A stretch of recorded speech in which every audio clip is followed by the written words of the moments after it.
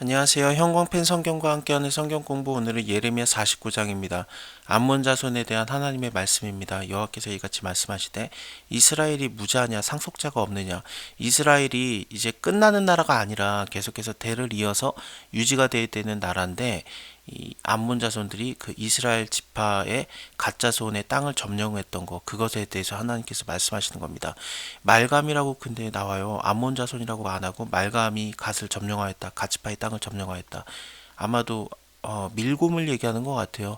우상 중에 밀곰이 있잖아요. 그게 암몬 자손의 우상이거든요. 저번에 모압에 대해서도 그모스의 백성이다 뭐 그런 식으로 표현을 했었으니까 뭐 말감이라고 표현하는 게 좀 이상하지는 않습니다. 그 백성이 그들의 성에 거하고 있는 게 어떻게 된 일이냐. 그러므로 나 여호와가 말하노라. 보라, 날이 이르니니 내가 전쟁의 소리로 암몬 자손의 라빠에 들리게 할 것이다. 이 라빠는 암몬 자손의 땅의 수도라고 보면 될 것 같습니다. 라빠는 거친 무더기가 되겠고 그 촌락들은 불에 탈 것이며 그때 이스라엘은 자기를 점령하였던 자를 점령하리라. 여호와의 말이니라. 헤스보나 애곡할지어다. 헤스본도 저번에 모압 자손에 대해서 볼 때 헤스본의 그늘의 아래 선이 뭐 이런 식으로 표현을 했거든요. 헤스본이 좀 경계선이에요. 모압과 암몬의 경계 지역이기도 하고, 또 이스라엘, 원래는 이스라엘 땅이었습니다. 르벤 땅이었는데 근데 전부 다 이제 다 뺏겨 있는 상태죠. 그래서 헤스보나 애곡할저다, 아이가 황폐하도다. 이거는 아이라는 도시를 얘기하는데 우리가 잘 아는 그 작은 성 아이성을 얘기하는 것 같지는 않습니다. 왜냐하면 아이성은 요단강을 건너와서의 그 성이었기 때문에 암몬 자손의 땅과는 관련이 없거든요. 아이가 황폐하였도다. 너희 라빠의 딸들아 부르짖을지어다. 굵은 배를 감하고 애통하며 울타리 가운데에서 앞뒤로 달릴지어다. 말관과 그 제사장들과 그 방백들이 다 사로잡혀 가리로다. 타락한 딸아, 어찌해서 골짜기 곧 네 흐르는 골짜기로 자랑하느냐. 네가 어찌해서 재물을 의뢰하여 말하기를 누가 내게 오리오 하느냐. 주 만군의 여호와가 말하노라. 보라, 내가 두려움을 네 사방에서 너에게 오게 하리니 너희 각 사람이 쫓겨나서 바로 나갈 것이고 도망가는 자들을 모을 자가 없으리라. 그러나 그 후에 내가 암몬 자손의 포로로 돌아오게 하리라. 여호와의 말이니라 하시니라. 이거는 모압 자손에 대한 얘기를 할 때도 끝에 부분에 내가 말이라는 모압의 포로로 돌아오게 하리라. 여호와의 말이니라라고 했는데, 여기도 마찬가지로 암몬 자손에 대해서도 그렇게 나오고 있습니다. 모압과 암몬은 아브라함의 조카였던 롯이 낳았던 자손들입니다. 그 딸들을 통해서 낳았는데, 사실 롯은 몰랐죠. 그 딸들이 아버지에게 술을 먹이고 동침을 해서 낳은 자손들입니다. 어쨌든 아브라함과는 친척 관계였고요. 물론 유다와 이스라엘과는 지속적으로 계속해서 좀 원수 관계로 있었지만, 하지만 하나님께서는 그들에게도 어떤 구원의 메시지를 이렇게 선포하고 있습니다. 에돔에 대한 말씀이라. 에돔은 야곱의 쌍둥이라고 볼 수 있는 에서의 자손들이거든요. 이름 자체가 붉다라는 뜻이에요. 물론 에서가 태어날 때 붉고 또 털이 많은 사람이었지만, 근데 그것뿐만 아니라 그 붉은 야채 스프, 우리나라 말로는 팥 쪽으로 번역이 되는데, 그거 먹고 장자권 뺏긴 다음에 에돔, 그러니까 불다라는 걸로 계속 불려졌던 족속이에요. 에돔에 대한 말씀이라. 만군의 여호와께서 이같이 말씀하시되 대만에 다시는 지혜가 없게 되었느냐. 명철한 자에게 모략이 끊어졌느냐. 그들의 지혜가 없어졌느냐. 이 대만이 굉장히 지혜로운 도시예요. 일단은 에돔의 아들 중에 엘리바스가 있고요. 엘리바스의 아들이 또 대만이에요. 그래서 대만 사람 엘리바스라고 표현이 되는 게 바로 욥의 친구 중에 한 명이지 않습니까? 어떻게 근데 엘리바스가 더 아버지인데 오히려 그의 아들이 대만인데 대만 사람 엘리바스라고 불리느냐. 대만이 여기에서 좀 큰 세력을 얻었던 것 같아요. 그래서 그 땅 이름이 대만으로 불렸고 엘리바스는 대만 사람 엘리바스, 이런 식으로 표현이 됐던 것 같습니다. 어쨌든 욥의 친구들이 굉장히 지혜로웠습니다. 물론 잘못 말한 것들도 있었죠. 그래서 하나님한테 좀 혼나는 것도 있었지만, 근데 욥의 세 친구가 혼난 거는 몇 절 안 되고요. 욥 자체가 혼난 거는 잔뜩이거든요. 거의 10장 가까이 돼요.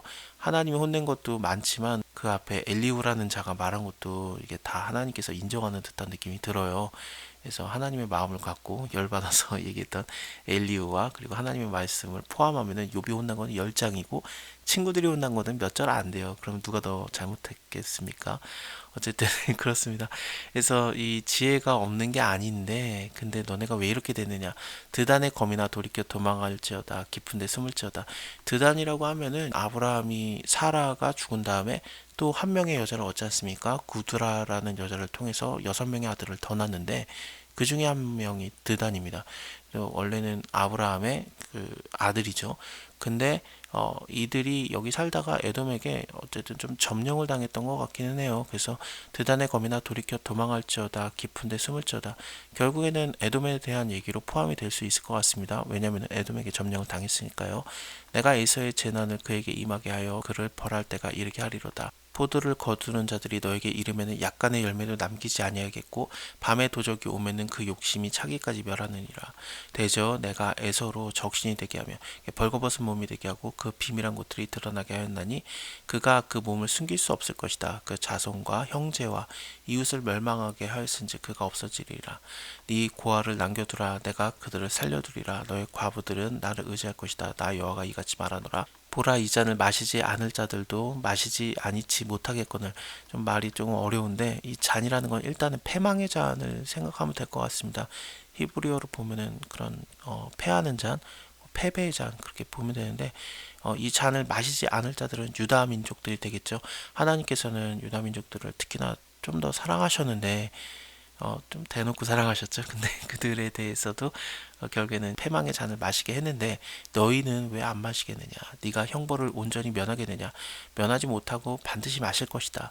나 여호와가 말하노라. 내가 나로 맹세하노니 보스라가 놀램과 수욕거리와 황폐함과 저주거리가 될 것이고 그 모든 성읍이 영영이 황폐하리라.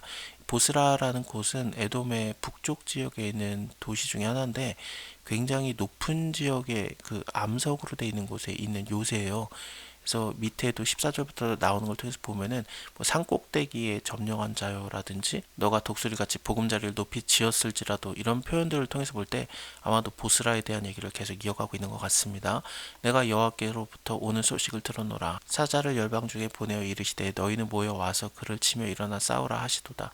여호와께서 가라사대 내가 너를 열방 중에 작게 하였고 사람들 중에 멸시를 받게 하였느니라. 이 작게 하였다라는 게 에돔에 대해서 얘기를 할 때 작다라는 표현이 일단은 하나님께서 에서와 야곱이 뱃속에서 쌍둥이를 있을 때 큰 자가 작은 자를 섬기겠다 뭐 그런 식으로 말씀을 하셨지 않습니까? 그래서 결국에는 야곱이 더 커질 거라는 것을 얘기하신 건데 에서가 그 큰 자지만 오히려 작아진다라는 표현들이 있었는데 이게 딱 연상이 되어 내가 너를 열방 중에 작게 하였다. 또 사람들 중에 멸시를 받게 하였느니라.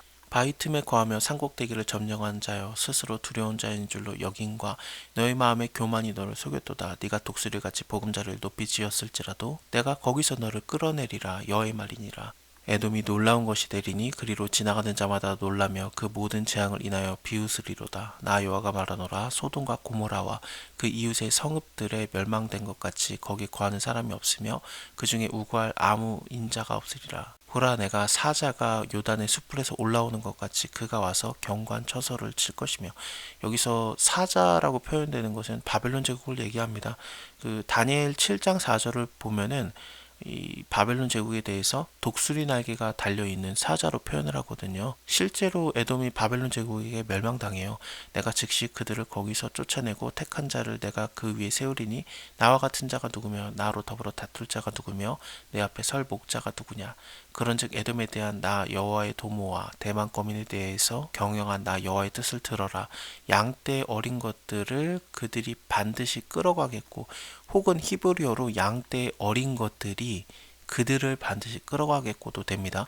그래서 양떼 정말 그 힘없는 그런 어린 것들이 에돔 사람들을 끌어가겠다라고 하면서 정말 쉽게 너네가 멸망당한다라는 표현이 될 수도 있겠고요. 아니면 그냥 개역 한글에서 나오는 것처럼 양떼 어린 것들까지도 다 바벨론이 끌어가겠다라고도 표현이 될 것 같아요. 그 처소로 황무하게 하리니 그 넘어지는 소리에 땅이 진동하며 그 부르짖는 소리는 홍해에 들리리라.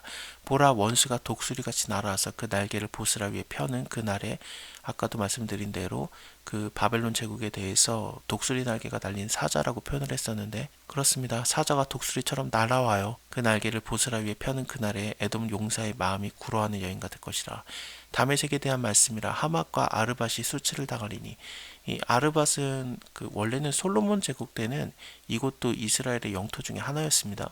근데 다 다메섹에게 뺏긴 상황이죠. 굉장히 아름다운 곳이었던 것 같아요. 그래서 뭐 찬송의 성으로 나의 즐거운 성읍이라는 표현도 나오고 있습니다. 일단 이곳들도 수치를 당하게 될 건데 이는 흉한 소문을 듣고 낙담함이라. 바닷가에 슬픔이 있고 평안이 없도다. 다메섹이 피곤하여 몸을 돌이켜 달아나려 하니 떨림이 그를 움켰고 해산하는 여인같이 고통과 슬픔이 그를 잡아도다. 위에서도 구로하는 여인과 같다라는 게 이것도 해산의 고통 같은 느낌을 말하는데 좀 비슷한 표현이 있습니다. 찬송의 성읍 나의 즐거운 성읍이 어찌 버린 것이 되지 않겠느냐. 나 만군의 여호와가 말하노라. 그런즉 그날에 그의 청년들은 그 거리에서 엎드러지겠고 모든 군사는 멸절될 것이며 내가 다메섹의 성벽에 불을 놓으리니 베나닷의 궁전이 살라지리라. 바벨론 왕 느부갓네살에게 공격된 바 게달과 게달은 이스마엘 족속의 자손들이거든요. 아브라함이 그 애를 못 낳으니까 이집트의 종이었던 하갈이라는 여인과 동침해서 낳은 자가 이스마엘이잖아요. 그들의 자손이 게달입니다. 근데 하솔은 잘 모르겠어요. 뭐 딴 데 성경에 하솔이라는 표현이 나오긴 합니다만 같은 건 아니고요. 여기서 나오는 하솔 나라들에 대한 말씀이라 이거는 정보가 좀 부족합니다. 일단은 게달과 연관이 있는 것 같기는 해요. 여호와께서 이같이 말씀하시되 너희는 일어나서 게달로 올라가서 동방자손을 멸하라. 너희는 그 장막과 양떼를 취하며 휘장과 모든 기구와 약대를 빼앗아다가 소유를 삼고 그들을 향해서 외치기를 두려움이 사방에서 있다 할지어다. 나 여호와가 말하노라. 하솔 검이나 도망하라. 멀리 가서 깊은 데 거하라. 이는 바벨론 왕 느부갓네살이 너를 칠 모략과 너를 칠 계책을 정하였습니다. 나 여호와가 말하노라. 너는 일어나서 저 평안하고 염려 없이 거하는 백성 곧 성문이나 문빗장이 없이 홀로 거하는 국민을 치라. 그들의 낙타들은 노략되겠고 그 많은 가축은 탈취당할 것이다. 내가 그 머리털을 모지게 깎은 자들을 사면에 흩고 이 머리털을 모지게 깎는다라는 게 끝에 거하는 자들이라고도 번역이 가능하다고도 하는데 근데 이것은 그냥 예레미야서의 표현을 보면은 9장 26절에 이방신을 섬기는 모습으로 머리털을 모지게 깎는 자들이 나오거든요. 그렇게 보는 게 더 나을 것 같아요. 그렇게 생각하면 이방신을 섬기기 때문에 머리털을 모지게 깎는 자들 그들을 사면에 흩고 그 재난을 각방에서 오게 하리라. 여호와의 말이니라. 하솔은 실랑의 거처가 되어 영원히 황무하리니 거기 거하는 사람이나 그 중에 우고하는 아무런 인자가 없게 되리라. 유다 왕 시드기야의 즉위한 지 오래지 않아서 엘람에 대한 여호와의 말씀이 선지자 예레미야에게 임하니라. 가라사대 나 만군의 여호와가 이같이 말하노라. 보라 내가 엘람의 힘에 으뜸이 되는 활을 꺾을 것이다.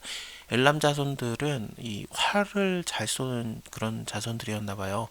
굉장히 힘이 셌던 나라입니다. 창세기를 봐도 바벨론 지역, 아수르 지역의 그 세력들과도 당당하게 싸워서 이겼던 모습들이 좀 나오고요.